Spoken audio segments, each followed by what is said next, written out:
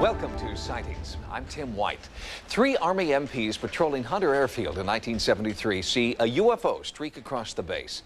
It's a significant event, but not just because of what they saw. The Hunter incident marked the last time any active duty military personnel would be allowed to speak freely to the media about their UFO sightings. After Hunter, the Pentagon slammed the door on speaking out.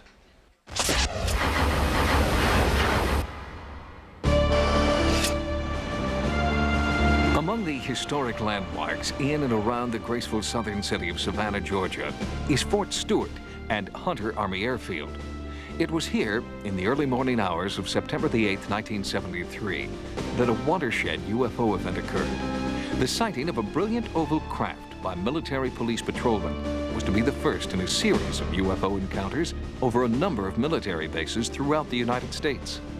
The Hunter event was also significant because it seemed to sound a death knell for the government's open door policy regarding UFOs. It's 2:30 a.m.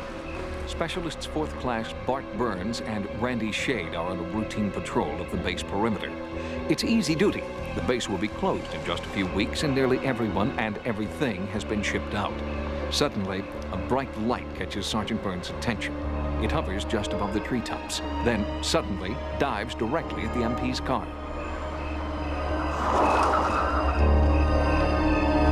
The craft missed them by a whisker. Burns' radio transmission to the base dispatcher was picked up by the local media. Their requests for interviews were quickly granted, and for 2 days, Burns and Shade's close encounter was front-page news. Then, 2 days after the event, the MPs stopped talking. And within 2 weeks, both were transferred to different bases. That only tells me one thing. When they confined these MPs to the base and then shipped them out after the sighting, they were trying to cover that sighting up. Something very spectacular occurred there. Investigator Lawrence Fawcett has been researching reported UFO intrusions at military bases for over 30 years. He has co-written a book on the subject titled The UFO Cover-Up. A former police lieutenant, Fawcett believes Hunter was the first in a series of incidents where vocal military personnel were punished. I've seen this numerous times in other cases where in the beginning the people involved would begin talking only to be shut up later on or shipped out. The government gag should have kept the Hunter UFO safely shrouded in obscurity, but the MPs were not the only people who saw the UFO. Savannah News Press editor Marcus Holland was an eyewitness. He reported seeing an oval craft streak across the sky, emitting red, green, and white light. I've never seen a plane moving at that type speed, and there's just no plane that could fly that fast. I didn't know whether to be scared or not. I just, I said to myself, you know, could this be a UFO? You know, is that what I'm seeing?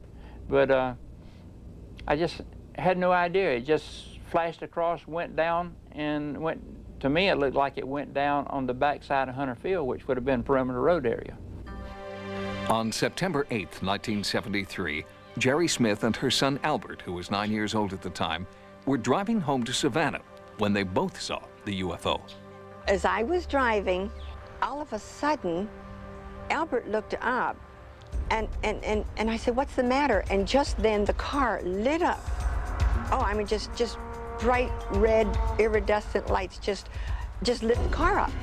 And this thing was hovering over, and the colors were going around, and they were all blending in together, and they were very bright. I never saw anything like this that close, never in my whole life. Newspaper articles, eyewitness accounts, and a few brief government documents obtained through the Freedom of Information Act were all that Lawrence Fawcett could uncover about the Hunter incident during more than 20 years of investigation. Then, in 1995, a sightings researcher made an important discovery. He came across an article in a computer database that led him to former Sergeant Bart Burns. Fawcett had wanted to talk to the long silent MP for 2 decades, and now, finally, he would get his chance. Burns, now a commercial pilot living in a suburb of Chicago, agreed to a meeting in Savannah. What did you think it was at that time? I had no idea what it was. I didn't have a clue. I mean, I'd never seen anything like it before, so I couldn't even compare it to anything. know, people don't believe you if you go to tell it. So I really haven't told that story in 20-some years. I just let it go. The first time I even thought about it was when I got a call from you people. With Fawcett and a sightings investigative team, Bart Burns agreed to return to Hunter Army Airfield and retrace his route. This is where we were doing that trolling that night. Actually, we were doing just like this. Same direction and everything. Broke right over these treetops right here. And at this point here, I ducked down and Randy swerved off. And we went off the road right back, probably about where that sign is there. Okay. And You were heading in this direction? yeah, this is exactly how this is this place. This is it. When I got back up and Randy was screaming, whatever, what was that? What was that? We noticed the thing was now down. Senses were pretty well heightened at that point. As a matter of fact, I think I even had to tell Randy to leave his .45 holstered at that point. He didn't know what to do. Nobody really knew what to do. We didn't even know what it was. There's nothing I'd ever seen in aviation. It didn't have wings or propellers or jets. The rate of acceleration was far too rapid, absolutely no noise. And about then, the thing just took off, just gone. As we were driving back Perimeter Road back to the base, we weren't sure how everybody else was going to perceive this thing. So we said, well, we'll just tell the truth, and that's all we can do. I mean, if they believe us, they believe us. If they don't, hey, what are we going to do? Taken on its own, the Hunter incident is an isolated case of a military base overflight by a UFO, witnessed by credible, highly trained military observers.